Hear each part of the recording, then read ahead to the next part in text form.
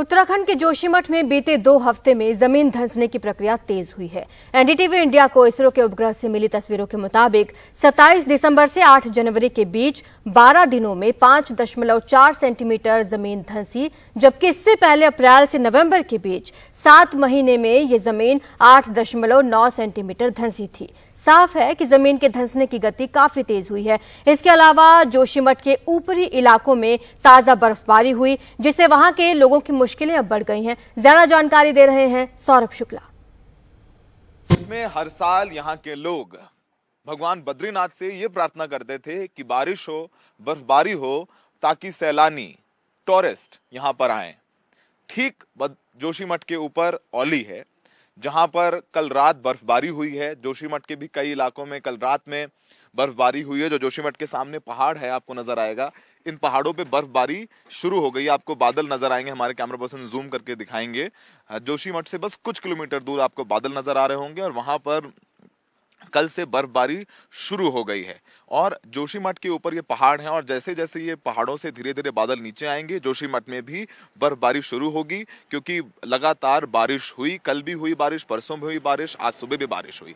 तो अब स्थिति यहाँ पर धीरे धीरे विकराल होती जा रही है। बारिश और बर्फबारी से नुकसान क्या है? बारिश और बर्फबारी से नुकसान ये है कि जिन 731 घरों में दरारें आई हैं, पानी भरा तो दरारें बढ़ सकती हैं, भू धसाव हो सकता है। अब कल इसरो ने इंडियन स्पेस रिसर्च इंस्टीट्यूट ने एक स्टडी जारी की है, सैटेलाइट पिक्चर्स जारी करी हैं। इसरो हम सब जानते हैं भारतीय अंतरिक्ष अनुसंधान संगठन है। इन्होंने नेशनल रिमोट सेंसिंग सेंटर से की मदद से जोशीमठ शहर की पिक्चर जारी की है, जिसमें ये सामने समझ में आता है कि धीरे धीरे हर रोज जोशीमठ की जमीन धस रही है, जोशीमठ के पहाड़ धस रहे हैं। ये बताया है कि सिर्फ 12 दिनों में ही जोशीमठ 5.4 सेंटीमीटर तक धस गया है। इसरो ने तस्वीरों में जारी कर बताया है कि 27 दिसंबर 2022 और 8 जनवरी 2023 के बीच 5.4 सेंटीमीटर के भू धसाव को रिकॉर्ड किया गया है। अप्रैल 2022 और नवंबर 2022 के बीच जोशीमठ में 9 सेंटीमीटर की धीमी गिरावट देखी गई है। एनएसआरसी ने कहा है कि पिछले सप्ताह दिसंबर और जनवरी के बीच ये भू धसाव शुरू हो गया है।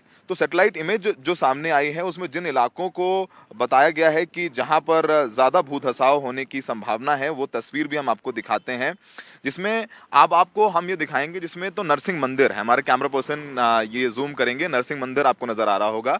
नरसिंह मंदिर जोशीमठ की का कह लीजिए दिल है, क्योंकि बद्रीनाथ की 6 महीने बद्रीनाथ में इस वक्त बर्फ पड़ती है तो कपाट बंद हो जाते हैं। तो बद्रीनाथ भगवान की 6 महीने इसी नरसिंह मंदिर में उनकी डोली आती है और 6 महीने यही नरसिंह मंदिर में इनकी पूजा अर्चना की जाती है। तो ये जो है वो ज्यादा भू धसाव वाला एरिया है। ये मंदिर के आसपास जो सिंह द्वार इलाका है, जहाँ आपको घर नजर आ रहे हैं, ज्यादातर दरारें उन्हीं घरों में पड़ी है जो मंदिर के आसपास घर हैं। तो वो एक बहुत हाई लैंड सब्सिडेंस जोन है, जो कि इसरो की सैटेलाइट पिक्चर्स में भी इसरो ने बताया है। और सबसे ज्यादा जो भू धसाव रिकॉर्ड किया गया है, वो रिकॉर्ड किया गया है जोशीमठ और औली रोड पर। जोशीमठ और औली रोड भी हम दिखाएंगे आपको, जहां पे सबसे ज्यादा भू धसाव रिकॉर्ड किया गया है। जोशीमठ के ऊपर है औली। अब ये जो सामने हमारे कैमरा पर्सन आपको जूम करके दिखाएंगे, जो सामने रोड जा रही है ऊपर, जहां वो आपको गाड़ी भी नजर आ रही होगी, ये जोशीमठ औली रोड है। यहां पर सबसे ज्यादा भू धसाव नोटिस किया गया है।